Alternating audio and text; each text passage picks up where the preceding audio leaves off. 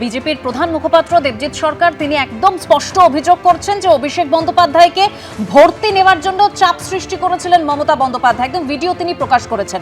কিন্তু প্রশ্ন হলো এই জায়গায় কোন রোগী হাসপাতালে ভর্তি হবে, তার চোট কতটা গুরুতর বা গুরুতর নয় সেটার সিদ্ধান্ত নেওয়ার জায়গা তো একদম চিকিৎসকের। তারাই তো পরীক্ষা নিরীক্ষা করেন।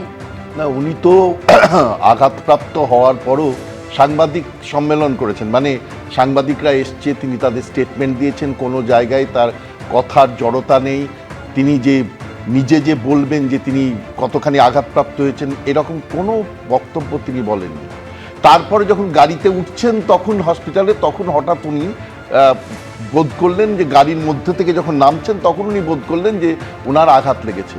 এখন এই গাড়ির মধ্যে কি হয়েছে আমরা জানি না, কিন্তু এইটুকু বোঝা যাচ্ছে যে যে ঘটনার থেকে ফিরে এসছে সেখানে দেখুন একজন ওই বয়সী যুবকের যদি ডিম গায়ে যদি এসে পড়ে এবং কোনো মানে পাশ থেকে যদি গায়ে আমি ধরেও নিই ধাক্কি হাত পড়ে থাকে, তার ফলে যে একটা বিরাট আঘাত হয়ে যাবে, হসপিটালে আইটিইউতে বা আইসিইউতে ভর্তি করতে হবে, এরকম কোনো ব্যাপার নয়।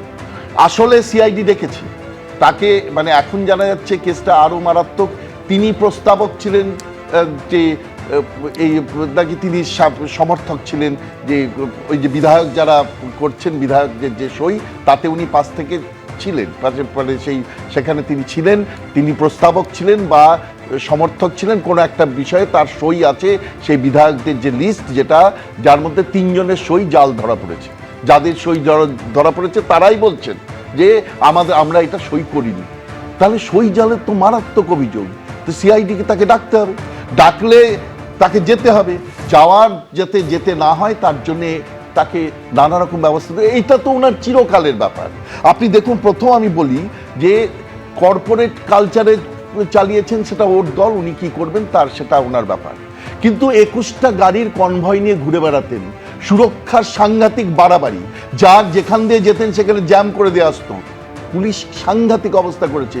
অথচ পাশে আপনি দেখুন দ্বিতীয় জায়গাটা হচ্ছে একদিকে তার সুরক্ষার বাড়াবাড়ি, অন্যদিকে মানুষের চুরি হয়ে যাচ্ছে, কাটমানি, সিন্ডিকেট, তোলাবাজি, দর্শন, সব কিছু একসঙ্গে গোটা পশ্চিমবঙ্গকে খেয়ে ফেলছে।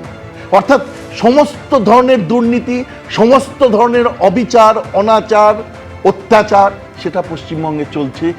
একই সঙ্গে উনার সুরক্ষা বাড়িয়ে দিয়ে, তাহলে মানুষের ক্ষোভ আসবে না?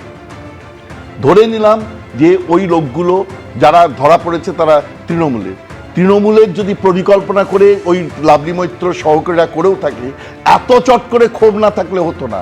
তার মানে জনরোষ একটা আছে। এর যে হয়েছে দেখুন, একটা লোকও তৃণমূলের কিছু গুন্ডা, চোর গুন্ডা ছাড়া আর কেউ বলবে না যে এই ঘটনাটা আমরা কোনোভাবে, আমি বলছি এখানে বারবার করে বলছি যে কোনোভাবে এই ঘটনা কাম্য নয়। আইন কেউ নিজের হাতে তুলে নিতে পারে না, কিন্তু আইন নিজের ব্যবস্থা নেয়নি বলেই তো আজকে এই ঘটনা। অভিষেক বন্দ্যোপাধ্যায় জেলের মধ্যে থাকার কথা ছিল না? নিশ্চয়ই ছিল।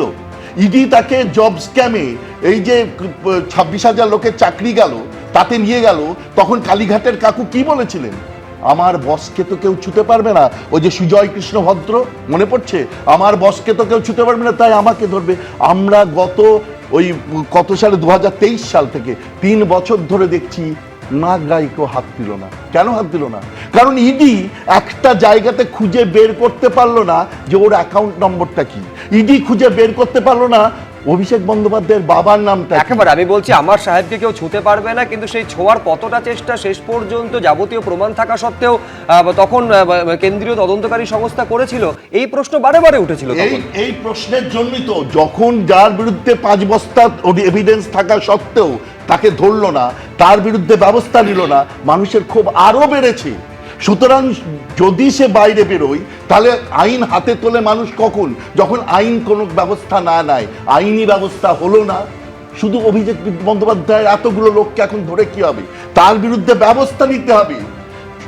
চোর ধরলে হয় না, চোর ধরো জেল ভরো করলে হবে না।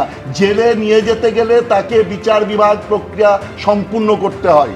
আগে বিজেপি সরকারকে সেই দিকে দৃষ্টি দিতে হবে যে বিচারের বাণী নীরবে নিভৃতে এতদিন কেঁদেছে, সেই কান্না যেন আর না থাকে। একেবারে নিঃসন্দেহে এই দায়িত্বটা নিঃসন্দেহে বিজেপি, এবং এই ভরসা রেখে বিজেপিকে মানুষ ক্ষমতায় নিয়ে এসেছে, এবং সেই ভরসার প্রতি প্রতিদান দেওয়াটাও বিজেপি সরকারের নৈতিক কর্তব্যের মধ্যে পড়ে। কিন্তু আমি এইখানে দর্শকদের সামনে রাখতে চাইবো যে গতকাল যে ঘটনাটা ঘটলো সোনারপুরে, অভিষেক বন্দ্যোপাধ্যায় যার বাড়িতে যাচ্ছিলেন তিনি হচ্ছেন সঞ্জু কর্মকার। সঞ্জু কর্মকার অভিযোগ যেটা তৃণমূলের, যে পোস্ট পোল ভায়োলেন্সে তার মৃত্যু হয়েছে এবং তার পরিবারের সঙ্গে দেখা করতে যাচ্ছিলেন।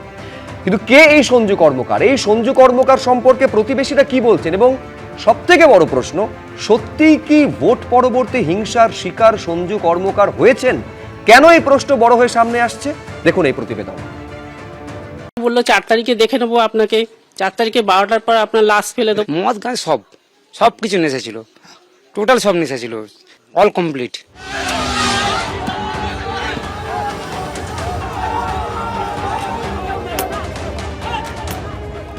দক্ষিণ 24 পরগনার সোনারপুরে মৃত দলীয় কর্মী সঞ্জু কর্মকারের বাড়িতে গিয়ে শনিবার এভাবেই প্রবল ক্ষোভের মুখে পড়েন তৃণমূলের সর্বভারতীয় সাধারণ সম্পাদক অভিষেক বন্দ্যোপাধ্যায়। আর সেই মৃত তৃণমূল কর্মী সঞ্জু কর্মকারের বিরুদ্ধেই ক্ষোভ উগরে দিলেন প্রতিবেশীরা, এমনকি বাদ গেলেন না মৃতের আত্মীয়রাও। সঞ্জুকে প্রত্যেকদিন এভরিডে ওকে রাস্তায় ঘুরতে, মদ খেতে, গাঁজা খেতে। তৃণমূলের অভিযোগ, ভোট পরবর্তী হিংসায় মারধরের জেরে মৃত্যু হয়েছে সঞ্জু কর্মকারের। সোনারপুরের কামরাবাদে ইতিমধ্যেই তার ছবি দিয়ে ব্যানার টাঙানো হয়েছে, অর্ধেক নামানো রয়েছে তৃণমূলের পতাকা, আবার কোথাও পড়েছে ফ্যামের পোস্টার। কিন্তু সত্যিই কি ভোট পরবর্তী হিংসায় মৃত্যু হয়েছে সঞ্জু কর্মকারের? সোনারপুরে বিবেকানন্দ নগরের সঞ্জু কর্মকারের বাড়িতে আমরা রয়েছি, যে বাড়ি দেখা যায় তালাবন্ধ অবস্থা রয়েছে। স্থানীয়রা জানাচ্ছেন শনিবার বিকালের পর থেকে কিন্তু সঞ্জুর বাড়ির লোকেরা এই বাড়ি ছেড়ে অন্যত্র গিয়ে থাকছেন। কিন্তু সঞ্জু কর্মকারের মৃত্যু হলো কিভাবে, সেই গোটা বিষয়কে কেন্দ্র করে কিন্তু ধোঁয়াশা তৈরি হয়েছে। জানা গেল কি ব্রেন স্ট্রোক হয়ে 6 তারিখে একটা চটথাপড় পড়েছিল, তারপর তো ভালো ছিল, বিড়ি সিগারেট গাঁজা আমার সবই খাচ্ছে, তো ও নিজে পড়ে যায়, মাথায় চোট পেয়ে যায়। বলছেন নাকি ভোট পরবর্তী হিংসায়। একটা ভুল কথা বলেছে। তাহলে তো ওই দিনকে হসপিটালে যেত, ডাক্তারখানা কোনো জায়গায় কিচ্ছু যায়নি, জাস্ট ওষুধকে পেন কিলার খেয়েছে, খেতে বাড়ি ছিল। হিংসায় কেন মারা যাবে? অসুস্থ ছিল হয়তো। সকাল 8টা নাগাদ উনি সঞ্জু নাকি অসুস্থ হয়ে পড়ে। তারপর 11:30টার সময় দেখলো যে ওনার দেহটেও সব ছেড়ে দিয়েছে, মুখ দিয়ে গেজা উঠছে। তারপর ওকে হসপিটালাইজ করলো, না কোথায় নিয়ে গেল। কেউ কেউ বলছে ব্রেন স্ট্রোক হয়েছে। নেশাবান অনেক করতো, মদ, জুয়া, গাঁজা, যত রকম নেশা আছে সব রকম নেশা। অন্যদিকে সঞ্জু কর্মকারকে মারধরের অভিযোগ তুলেছেন তার বোন, কিন্তু সেই ঘটনার পর তাকে চিকিৎসকও দেখানো হয়নি বা পুলিশের কাছেও কোনো অভিযোগ দায়ের করা হয়নি। 5 তারিখে সন্ধ্যাবেলা দেখা করতে যায়, 1-1.5 ঘন্টা পরে তারপরে ওকে রক্তাক্ত অবস্থায় দুজন এসে দিয়ে যায়, ঠিক আছে। তারপর থেকে ওর বাড়িতেও নিজের ট্রিটমেন্ট সেভাবে ডক্টরের কাছে নিয়ে যাওয়া হয়নি, নিজে পেন কিলার খেয়েছিল। হঠাৎ করে 22 তারিখ শুক্রবার ভোরবেলা ও বমি করছিল, শিশু মঙ্গলে নিয়ে যাওয়া হলো, মাথায় তারপর স্ক্যান করা হলো, বললো যে ওকে যে মাথায় মেরেছিল সেটা ইন্টারনাল ব্লিডিং হতে হতে ক্লটিং হয়ে গিয়ে ব্রেন হ্যামারেজ হয়ে গেছে। এই প্রসঙ্গেই আবার চাঞ্চল্যকর দাবি শোনা গেছে তারই অন্য এক আত্মীয়ের গলায়। কোনো ভোট পরবর্তী হিংসা না। শুনছি 6 তারিখ সকালবেলা সঞ্জু মার খেয়েছে। আদৌ মার খেয়েছে না ওদের দলের লোক সেটাও জানি না। নেশা ভান করতো, এক্স্যাক্টলি। যেদিন মারা গেছে তার আগের দিনও উনি নেশা করেছে। ভোট পরবর্তী হিংসা বলছে, তাহলে ভোট পরবর্তী হিংসা হলে ও একবার থানায়, পুলিশ তো সবার জন্য, পুলিশের কাছে কেন দ্বারস্থ হয়নি ওর বাবা মা? মৃতের বোন দাবি করেছেন অভিষেক বন্দ্যোপাধ্যায় তার দাদা সঞ্জু কর্মকারকে চিনতেন, অথচ তার বিরুদ্ধে গুচ্ছ গুচ্ছ অভিযোগ করছেন তার প্রতিবেশীরা। পুলিশ সূত্রে দাবি, তৃণমূল কর্মী সঞ্জু কর্মকারকে মারধরের পরেও কোনো অভিযোগ জানানো হয়নি, তার মৃত্যুর পরেও কোনো অভিযোগ আসেনি। পার্থপ্রতিম ঘোষ, সৌমিত্র রায়, এবিপি আনন্দ। এবিপি আনন্দ, এগিয়ে থাকে, এগিয়ে রাখে।